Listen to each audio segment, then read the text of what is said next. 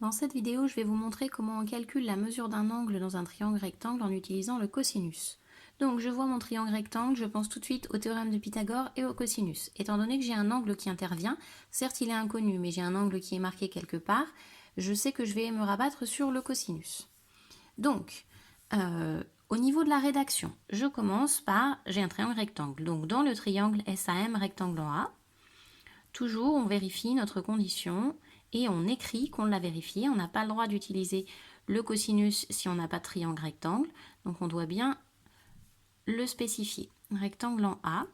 Je vais écrire la formule du cosinus. Donc on se rappelle, pour le cosinus, il faut qu'on choisisse un angle. Quel angle je choisis? Je choisis l'angle qu'on me demande. Je vais choisir cosinus de l'angle S, je mets un chapeau puisque c'est un angle. La formule me dit côté adjacent sur hypoténuse. Le côté adjacent, c'est SA. L'hypoténuse, c'est SM. Donc j'écris le cosinus de mon angle S est égal à SA sur SM. Ensuite, je remplace. Le cosinus de mon angle S est égal à 5 sur 8,6. Une fois que je suis arrivée ici, pour trouver mon angle S, je ne vais pas utiliser la touche cosinus de ma calculatrice. Je vous remontre une petite chose sur le cosinus. Le cosinus, c'est une fonction. C'est une fonction dans laquelle, si je lui donne un angle, je la mets dans le cosinus, donc le cosinus de l'angle, le résultat, ça va être un nombre. Si moi je connais déjà le résultat, ce qui est le cas ici, le cosinus, je sais déjà combien ça fait. Ça fait 5 sur 8,6.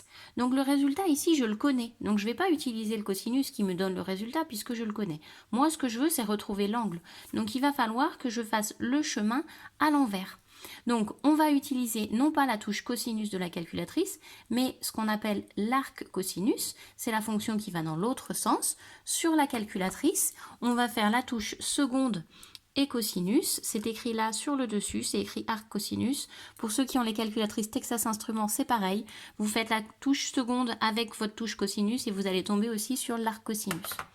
Donc au niveau de la rédaction, on fait bien attention, ici on connaît déjà le cosinus, donc on ne va pas utiliser la touche cosinus. On va écrire que notre angle S, il est égal à l'arc cosinus de 5 sur 8,6. C'est un petit peu bizarre, mais après, une fois qu'on l'a fait quelques fois, on y arrive bien.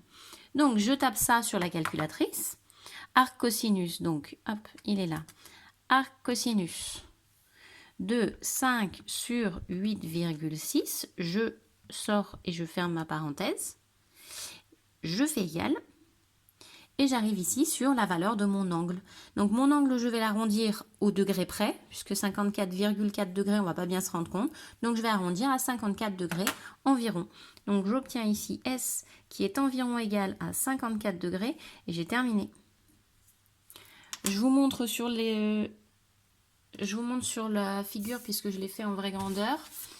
Hop, si je place mon rapporteur correctement.